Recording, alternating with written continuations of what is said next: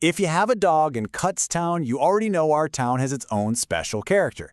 So this is a quick guide to help you find the perfect trainer to help you and your dog navigate everything from our busy downtown to the quiet back roads.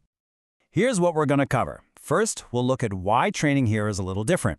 Then we'll get into finding a great trainer, what you should ask them, and finally, how to enjoy all the perks of having a well-behaved dog in our community.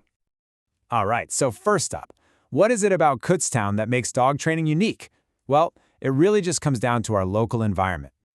Kutztown has this amazing energy, you know? A lot of that is thanks to the university. But that means your dog has to be comfortable with, well, a lot. From students hustling to class to the big crowds we get at festivals. And your dog really needs to be adaptable. I mean, one minute you can be on a peaceful country road, and the next you're trying to walk down a packed Main Street sidewalk. A well-trained dog can make that switch without getting stressed out. So a good training plan has to focus on these real-life situations. We're talking about more than just sit and stay. We're preparing our dogs for what they'll actually face every single day. Okay, so keeping those Kutztown-specific goals in mind, how in the world do you find a trainer who gets it? Let's take a look at what you should be looking for. You know, the best trainers out there use this science-based approach. It's not about correcting bad behavior. It's about rewarding good behavior to build this amazing, trusting relationship. It makes learning fun for your dog.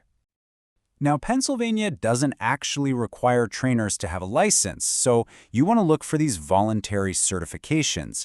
They're a really good sign that a trainer is serious about using modern, humane, and effective methods. So then you have to decide what kind of training makes sense. Is your dog going bonkers when the doorbell rings? In-home training might be perfect. But if you need your dog to learn to focus around other dogs, a group class is probably the way to go. Okay, so you found a few trainers that look promising. Now it's time to do a little homework to make sure you're picking the absolute best fit for you and your pup. Let's talk about the cost, because that's a factor for everybody. This chart gives you a pretty realistic ballpark of what you can expect to invest for different training options right here in the Kutztown area. And it really is an investment in a calmer, happier life with your dog. The price is really just one piece of the puzzle. What truly matters is the trainer's philosophy, their experience, and frankly, how well you and your dog click with them.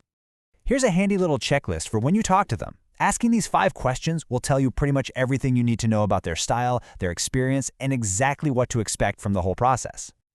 So you've hired your trainer and you're learning all these great new skills. Awesome. Now, where do you practice? Let's talk about using our own town as a training ground. First, just a quick reminder that being a good dog owner means being a good neighbor. These are the basic rules that help make sure our community spaces stay safe and clean for everybody. And you can turn pretty much any outing into a little training session. Maybe start with leash walking on a quiet side street, and then, when you're ready, work your way up to busier places like Main Street or one of the local trails. So after you put in all this effort, what's the reward?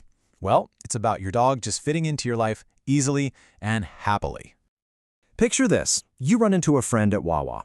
Instead of your dog going crazy, they just sit patiently while you chat for a few minutes. I mean, how great is that? That's the kind of peace that good training brings.